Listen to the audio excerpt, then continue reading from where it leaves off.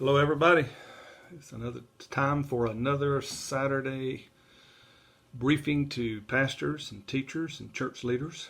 And anyway, I was looking. This is just a personal note at the angle of the camera today. I was looking at that over there to my left is the the last girl I dated, and to the right, same girl, is the girl I married. That's how she looked. And so, of course, that's my dearly loved wife of almost 41 years now, Sanja. So anyway, I got a few credentials and things I could put on the wall, and there's nothing wrong with that. But the good Lord and a good wife is what's got me in this chair today. And so I've taken those pictures with me wherever I go, and I am thankful to be married to Sanja. So anyway, that's just a little personal note. But anyway, I want to talk to you today with our Saturday briefing. I want to talk to you about quitting. The key is to quit working. All right, let me explain. Stephen Artaban and Fred Stoker, I guess I'm pronouncing these gentlemen's names right, but in their book, Every Man's Marriage, I quote, they wrote, "If you must work long hours and nights for 6 weeks, it may mean some unusual business project came up. Everyone can understand that. But if you work long hours and nights for 6 months, then you've made a crucial decision about what you value most in life." That's a sobering thought. And being that most preachers statistically are men, and church leaders are often men, fellows, and this will apply in every area. I am talking to preachers in particular and teachers, but this applies into every area, the principles I'm going to share today. Men, we struggle with this sometimes. We have a tendency to love our work and tolerate our family sometimes. And we love our family with all of our heart, but we can get so focused on work that we neglect what we really, really care about, and that's our family. So I want to talk to you about knowing when to quit, putting limits on yourself. So if I were to describe it this way, here's the thesis I want to give to you today. With all work, there comes a tipping point, my southern accent there, but with all work, there comes a tipping point where to continue with your current task is to succumb to the law of diminishing return, and you increasingly become unproductive. In other words, you start wasting time. Now, I had to learn this, and it is one of the most important principles that I have ever learned, because I don't have, if you're in ministry, especially if you're in full-time ministry, or even if you're not in full-time ministry, the ministry part of your life, a pastor, I had an overseer most of my life. I never once had an overseer call me and said, "David, are you up? Have you gotten out of bed? What are you going to do today? How are you managing your calendar, your schedule? What's your priorities? How are you doing with growing your church or growing yourself or handling problems?"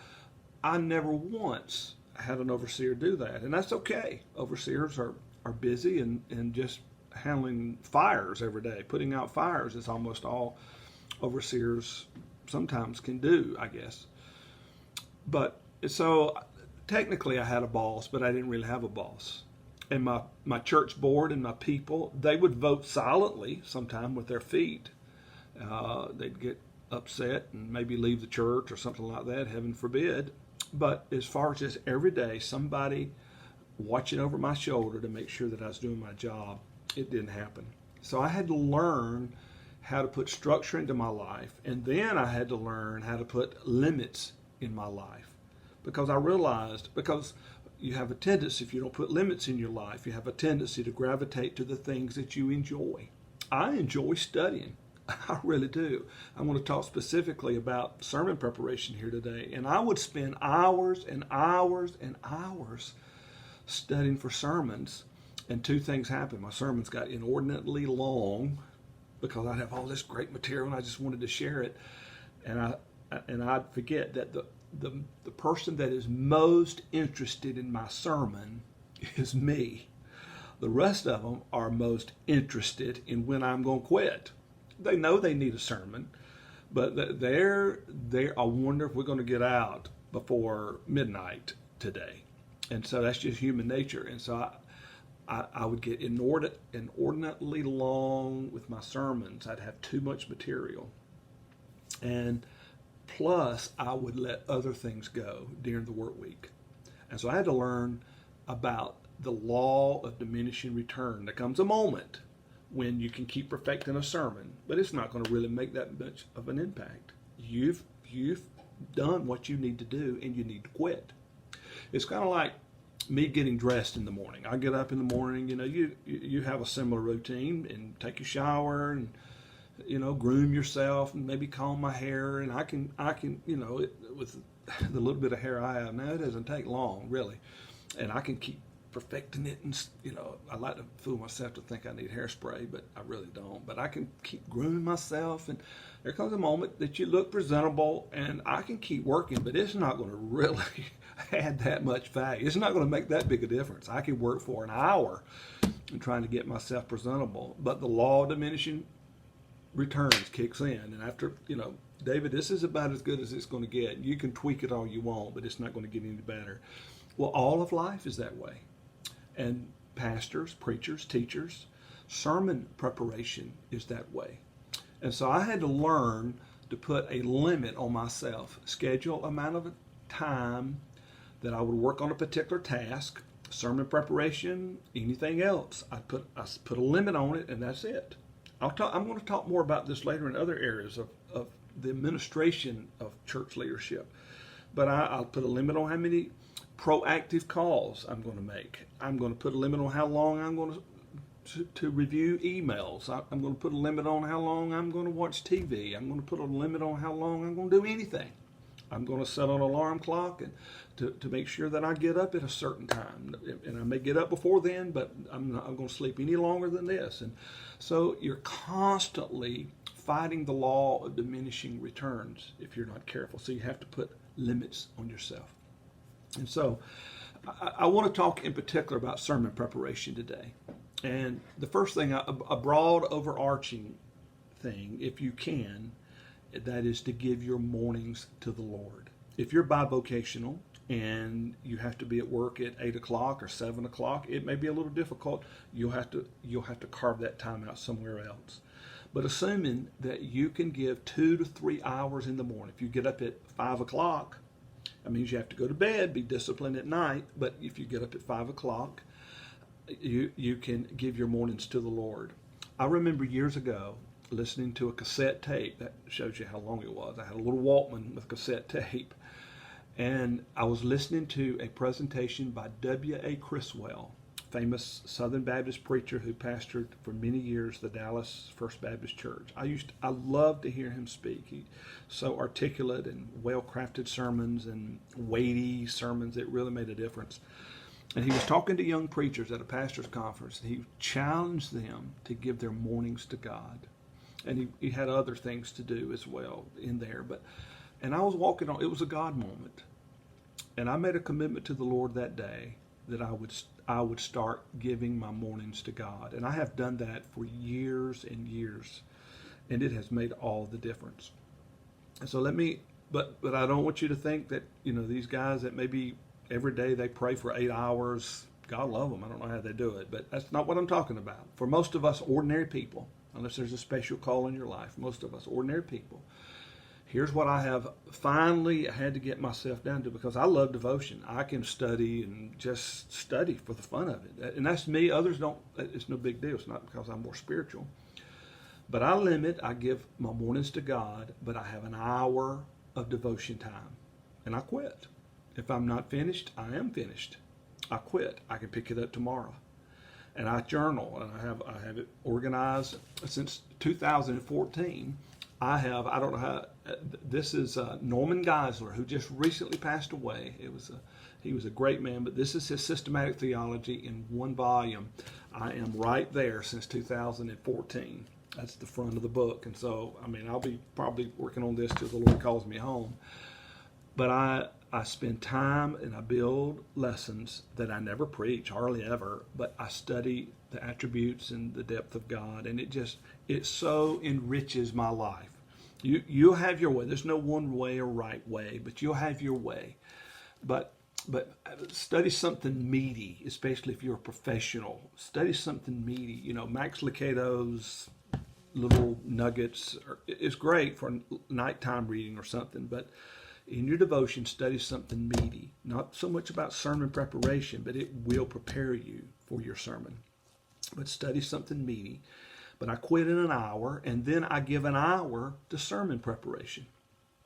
I give an hour, and then I quit. And then I give an hour to the most important task of the day. Sometimes this is before I've even taken a shower or done anything. And it could be preparing for a meeting. It could be preparing for a special project. It could be preparing for any kind, but it's administration. That's where so many pastors, we drop the ball. We're not good administrators. That's a topic for another day. And so 1 hour for sermon preparation, 1 hour for devotion to prepare my heart for the day, and 1 hour sermon preparation, and then 1 hour the most important, what's important now. I got that from Norm Black in South Carolina. Norm, if you happen to see this, God love you. I've never forgotten it. But what do I need to do to win today? What's important now? And that number one thing, I work on it for an hour. I make myself work on it.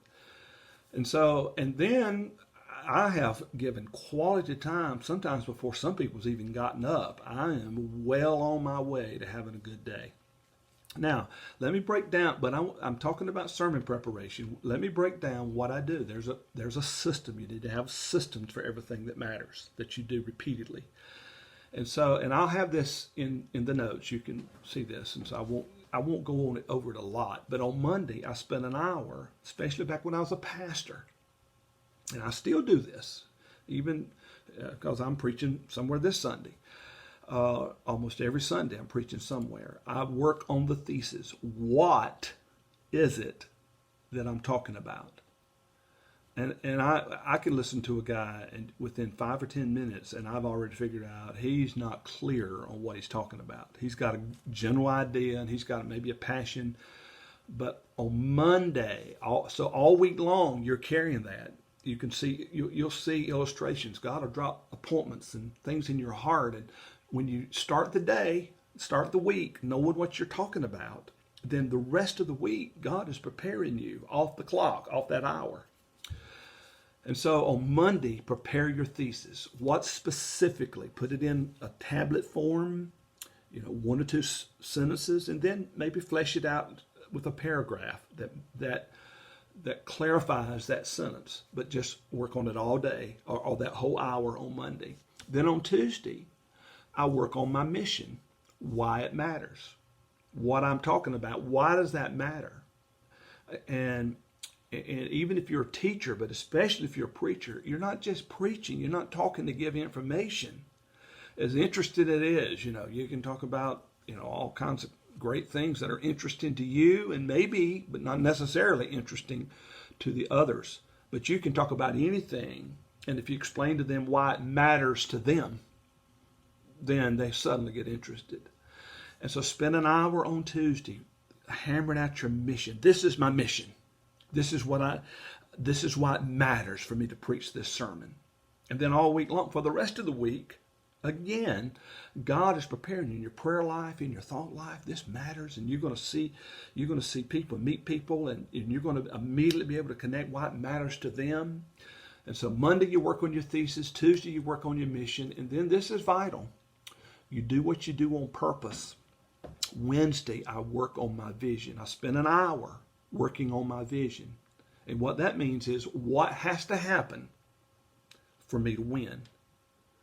What has to happen? What specifically, what quantifiable, measurable thing has to happen for me to win? And this is where so many sermons and so many ministries are so ineffective, because they preach and then they get to the end and, we just kind of close our Bible and have a little token prayer.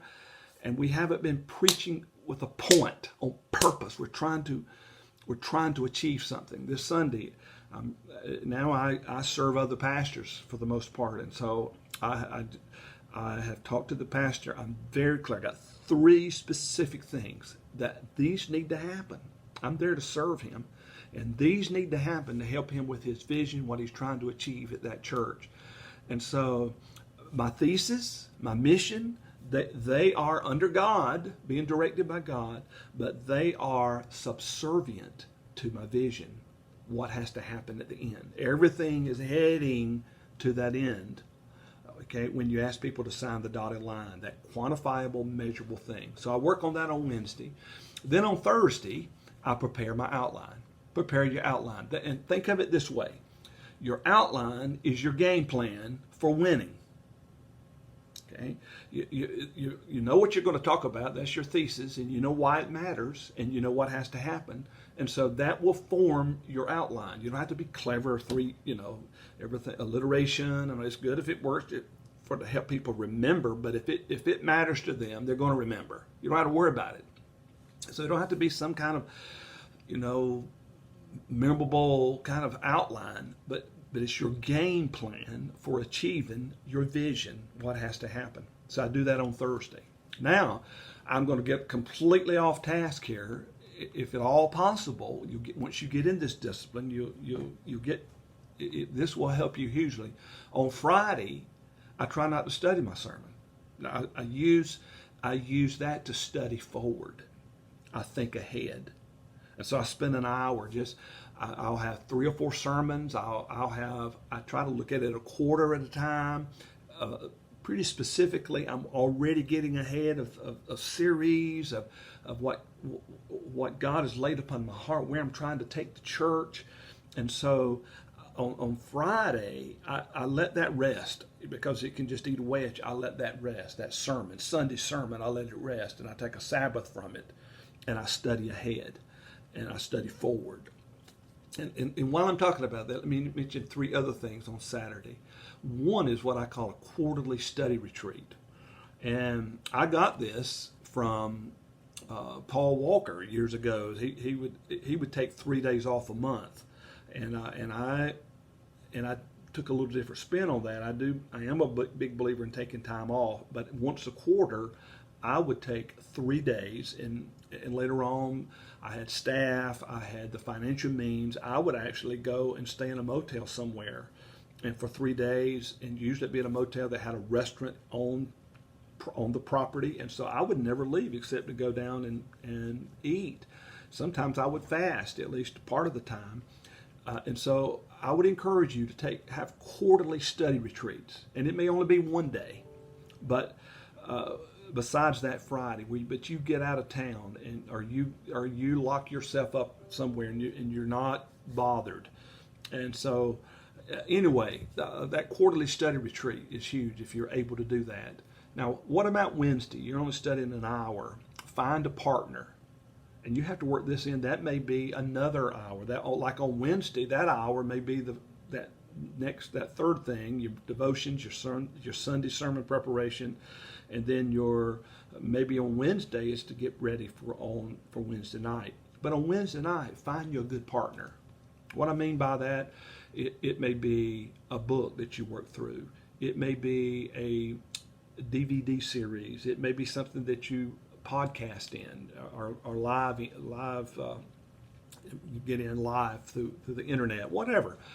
That's perfectly permissible, especially if you're pastoring a large church and you have a lot of administrative duties, or you're pastoring a small church and you are bivocational, and you come home, you get off just like everybody else at 5 or 6 o'clock, and you're rushing to church, and you have a family, you have all that stuff. So get you a good partner. You can get the best in the world to come and help you pastor your church through their resources. And then here's a little secret, and if the people at Fort Mill find out about this, they may ask for a couple of their paychecks back. But on Sunday night, and I got this, and I didn't get permission, so I'm not going to say the name, but a well-known preacher in the Church of God, and he shared this with me, and he preached 2 or 3 times on Sunday morning, and then they had Sunday night service, And so what he did on Sunday afternoon, he came home after church, ate, took a nap, and he got up and he said whatever was on his heart, that's what he preached on that night. No preparation, just from the overflow of his life. And I thought, I'm going to try it, because I was overwhelmed. My church began to grow. I had all this pastoral responsibilities, administrative responsibilities, staff responsibilities, budget. On and on it goes. And plus, you're trying to be game ready for Sunday. Be on your game, be at your best. And so I tried it, and honestly, I did some of my best preaching on Sunday night, because God would help me. He knows our limitations, and plus my daily devotions, I preached from the overflow of my life, and we would have great Sunday night services. And so it's all doable. But anyway, that Friday, your Sabbath, and just study ahead, just for the fun of it. And then, so on Monday, you deal with your thesis, what you're talking about. Tuesday, you deal with your mission. This is what I'm trying to achieve. This is why it matters. I'm on a mission because this matters. And then on Wednesday, you work on your vision, what you see. This is what has to happen for me to win, for the people to win. They're quantifiable and they're measurable.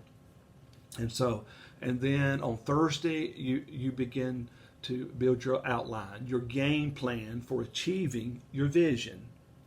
And you fill it, you populate it with information and illustrations that identifies your thesis and tells why it matters, and it leads them to that moment of decision that this is what has to happen today. And then on Saturday, you after you've done your outline, you finish populating your outline. All week long, you've walked with this, and so God's going to give you information, illustration all throughout your day. And so you populate your outline with information, explanations, with illustrations, and if you use a PowerPoint, something like that, some kind of media, you prepare your PowerPoint. And on Saturday, sometimes you take as much time as you need, and because there may have been a death, there's going to be occasionally things that override your morning, and you need a few extra hours, and so you take as much time as you need, but don't get lazy on the process. You give yourself an hour every day. And then on Sunday, you review. Get up in the morning and just go through your outline. Get over and over, and you review and you review and you review before church. And then after church, you review. How could I do better? How could I have done better? So as you start on Sunday, after service, on the way home, after lunch, or even on the way to lunch, I'm already thinking about next Sunday. If you are a church member here today, or a staff member that doesn't have the responsibility of preaching regularly, I promise you, for a pastor, for a teacher that preaches every Sunday, this is how their week looks. It's Sunday, Monday, Wednesday, Saturday, and Sunday. I mean, it just comes so quick. And so that's a little bit of an outline to maybe help you. So to sum it all up, the one thing for today, with all work, there comes a tipping point where to continue with your current task is to succumb to the law of diminishing return, and you become increasingly unproductive. In other words, you start wasting time. In other words, you can actually study too much. You can work too long on one sermon, and it's not worth the time. Now, let me, because again, I am talking to busy pastors, bivocational pastors, people that could be overwhelmed with all that's coming at you. Being a pastor now is so complex. There are things that you have to deal with that our fathers and our grandfathers didn't even exist. I get that, but you can do this. Create a discipline, a system where you limit yourself, but you limit yourself intentionally and wisely, and you follow through on your plan. Carve this time out. Develop this system. It will pay off. And it may be in the evening after you put the kids to bed. You can find time. That time will be your television time. Cut out 30 minutes of your television time. Cut out 30 minutes or 15 minutes of your Facebook perusal. All that stuff. You can find the time to give an hour intentionally to your sermon preparation every day. Well, there you go, boys and girls. I hope this helps you. I pray that tomorrow or the next Sunday, whenever you're hearing this, the next time you stand behind the sacred desk, that you will be prepared enough, but not too much. Because at the end of the day, preaching and teaching the gospel, the Word of God, is a supernatural act. We prepare, and then God takes it from there. He does the preaching. He does the teaching.